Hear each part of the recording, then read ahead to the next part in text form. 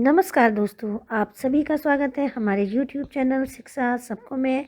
आप सभी को पता होगा कि मैं आपको NIOS के हाई स्कूल का विज्ञान विषय पढ़ा रही हूँ और जो मैं आज आपको चैप्टर पढ़ा रही हूँ उसका नाम है पाठ 21 है वो, और उसका नाम है जीवन के निर्माणकारी घटक कोशिका एवं ऊतक, जो मॉड्यूल 5 में आता है, जिसका नाम है सजीव जगत। तो वीडियो को प्रारंभ करने से पहले कहना चाहूँगी कि आप हमारी इन वीडियोज़ को ज़्यादा से ज़्यादा विद्यार्थियों में शेयर कीजिए। साथ में आपको एक नंबर दे रही हूँ, ये नंबर हमारा व्हाट्सएप नंबर है। किसी भी चैप्टर से या किसी लेसन से टॉपिक से रिलेटेड कोई भी समस्या हो तो आप हमको लिख कर भेज सकते हैं या पर्टिकुलर टाइम पर हमसे कॉल भी कर सकते हैं। तो देखिए, मैं आज आपको जो पढ़ाऊँगी उससे पहले मैं आपको रिकॉल करा देना चाहती हूँ कि मैंने आपको पिछली वीडियो में क्या क्या बताया था, क्या क्या टॉपिक्स क्लियर किए थे। तो मैंने आपको बताया था जंतु ऊतक क्या होते हैं, एनिमल टिश्यू क्या होते हैं, जंतु ऊतकों के प्रकार बताए थे, एपिथेलियम टिश्यू, एपिथेलियम ऊतक, पेशीय ऊतक और संयोजी ऊतक, 3 ऊतकों के बारे में मैंने आपको डिटेल में बताया था, यानी उनकी संरचना एवं कार्य बताए थे और वो कहाँ कहाँ पाए जाते हैं ये भी मैंने आपको बताया था। तो आज जो मैं आपको ऊतक पढ़ा रही हूँ उसका नाम है नर्वस टिश्यू या तंत्रिकीय ऊतक। ये ऊतक तंत्रिका कोशिकाओं या न्यूरॉन से बने होते हैं। आप सभी को पता है कि ऊतक जो हैं वो एक प्रकार की कोशिकाओं से ही मिलकर बने होते हैं।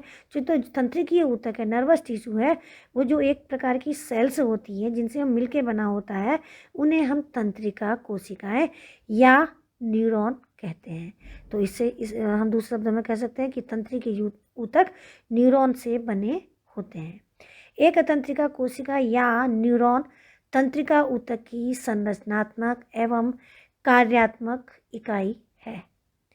तो जो कार्यात्मक इकाई, फंडामेंटल और स्ट्रक्चरल जो यूनिट है वो तंत्रिका कोशिका या न्यूरॉन होती है। तंत्रिका कोशिका के माध्यम यानी न्यूरॉन के माध्यम से ही मानव शरीर में विभिन्न सूचनाओं का आदान प्रदान संभव हो पाता है। यानी कि नर्वस टिश्यू अगर आपका सही है तो सूचनाओं का आदान प्रदान सही तरीके से होगा, ब्रेन तक पहुंचेगा और ब्रेन से सूचनाएं ऑर्गन्स तक पहुंचेंगी। नेक्स्ट है, मानव शरीर के हर भाग में ये न्यूरॉन्स उपस्थित होती हैं। तंत्रिका कोशिका का सबसे पहला कार्य मस्तिष्क या ब्रेन को सूचना पहुंचाना है। तो ये तंत्रिका ऊतक के बारे में आपको बताया।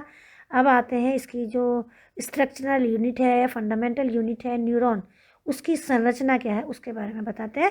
न्यूरॉन या तंत्रिका कोशिका की संरचना। तो एक न्यूरॉन या तंत्रिका कोशिका में 3 भाग होते हैं। पहला है कोशिका काय या साइटोन, जिसे हम सेल बॉडी भी बोलते हैं। दूसरा है डेंड्रॉन या डेंड्राइट्स। तीसरा है एक्सॉन। तो ये 3 भाग हो गए इसके। पहला देखिए कोशिका काय या साइटोन किसे कहते हैं। यहाँ फिगर में देखिए सेल बॉडी लिखा हुआ है एक जगह पर। ये जो है न्यूरॉन का कोशिका काय है। दूसरा हमने डेंड्रॉन भी आपको दिखा रखा और तीसरा एक्सॉन भी दिखा रखा। अब इसके बारे में देखिए। पहला आ गया साइटोन। साइटोन या कोशिका काय। कोशिका काय द्रव्यनुमा पदार्थ है जो केंद्रक के चारों तरफ बना होता है। देखिए, केंद्रक के चारों ओर का भाग जो है वो सेल बॉडी या साइटोन कहलाता है और इसका कार्य है केंद्रक को सुरक्षा प्रदान करना। इसमें विभिन्न प्रकार के तरल पदार्थ पाए जाते हैं जो न्यूरॉन या तंत्रिका कोशिका को कार्य करने के लिए एनर्जी या ऊर्जा देते हैं। इस सेल बॉडी या साइटोन में केंद्रक के अतिरिक्त साइटोप्लाज्म या कोशाद्रव्य भी होता है और इस कोशाद्रव्य में माइटोकॉन्ड्रिया, गोल्जी बॉडी जैसे अंग भी उपस्थित होते हैं। नेक्स्ट है डेंड्राइट या डेंड्रॉन्स। आप देख रहे होंगे जो सेल बॉडी है न्यूरॉन की, उसमें से आपको धागे के समान कुछ रचनाएं दिख रही है, एक्सटेंशन से निकले हुए दिखाई दे रहे हैं। तो ये धागे के समान रचनाओं को ही हम डेंड्रॉन या डेंड्राइट्स कहते हैं और इन डेंड्रॉन या डेंड्राइट्स से एक तंत्रिका कोशिका दूसरी तंत्रिका कोशिका से जुड़ी रहती है। तीसरा भाग है तंत्रिकाक्ष या एक्सॉन। एक्सॉन कोशिका का या सेल बॉडी से निकलने वाले जो धागे के समान रचनाएं होती है, उसमें अगर आप एक ध्यान देंगे तो एक रचना या एक धागा जो है वो बहुत लंबा खींचता है, लंबी रचना हो जाती है। इसी डेंड्रॉन या इस लंबी रचना को ही हम एक्सॉन कहते हैं। ये एक्सॉन जो होता है, आप देखिए, मेड्यूलरी सीथ या मेड्यूलरी आच्छाद से ढका रहता है। जो ये पतला सा एक धागा है जिसे हम एक्सॉन बोल रहे हैं, वो चारों तरफ से मेड्यूलरी सीथ से ढका रहता है। इस मेड्यूलरी सीथ के बीच में अगर आप फिगर में देखेंगे तो बीच बीच में कुछ इंटरवल्स हैं, अंतराल हैं। इन अंतरालों को ही हम रेनवियर नोड्स कहते हैं। इनका कार्य तंत्रिका के अंतिम सिरे का संदेश केंद्र तक पहुंचाने का होता है। यानी कि ये जो है एक्सॉन का कार्य जो होता है वो जो भी मैसेज है उसको तंत्रिका के अंतिम सिरे का जो मैसेज है उसको न्यूक्लियस तक पहुंचाने का होता है। फोर्थ वाला मैं यहाँ पे आपको थोड़ा सा बता देती हूँ, वैसे मैंने वहाँ डिफाइन नहीं कर रखा है इस पार्ट को, लेकिन देखिए तंत्रिका का अंतिम सिरा जो है उसे हम एक्सॉन टर्मिनल कहते हैं। यहाँ मैंने चित्र में दिखा रखा है। आप अगर देखें तो तंत्रिका कोशिका का जो अंतिम सिरा है वो एक हैंडल की तरह है, आपको दिखाई दे रहा होगा। अब इसी को हम क्या कहते हैं, एक्सॉन टर्मिनल कहते हैं। इसका मुख्य कार्य दूसरी तंत्रिका से ही जोड़ने का होता है।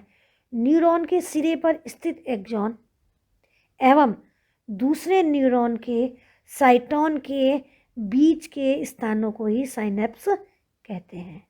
तो साइनेप्स आपको यहाँ पे घुंडी के समान रचना दिख रही है। तो न्यूरॉन के एक सिरे पर स्थित एक्सॉन और दूसरे न्यूरॉन के साइटोन के बीच के स्थानों को ही साइनेप्स कहते हैं। तो यहाँ पर मैंने आपको जो चौथा ऊतक था, लास्ट ऊतक, वो भी मैंने आपको यहाँ पे डिफाइन कर दिया, डिटेल में आपको मैंने बता दिया है। अब जो लास्ट टॉपिक रहता है इस चैप्टर में उसका नाम है स्टेम सेल या स्टेम कोशिका, मूल कोशिका या मातृ कोशिका, मदर सेल। स्टेम कोशिकाएं सभी बहुकोशिकीय जीवों में पाई जाती हैं और इनमें स्वनवीकरण एवं विभाजन की क्षमता होती हैं। यानी कि जो स्टेम सेल मातृ कोशिकाएं हैं वह सभी बहुकोशिकीय जीवों में पाई जाती हैं और इनमें अपने आप को रिन्यू करने की यानी अपना नवीकरण करने की और विभाजन की क्षमता होती है।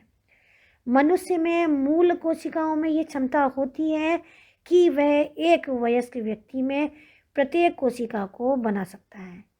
मनुष्य में स्टेम या मूल कोशिका शरीर के लिए एक मरम्मत सिस्टम के रूप में भी कार्य करती है। यानी क्षतिग्रस्त कोशिकाएं हैं वहाँ पर ये नई कोशिकाओं को बना के पूर्ति करती हैं।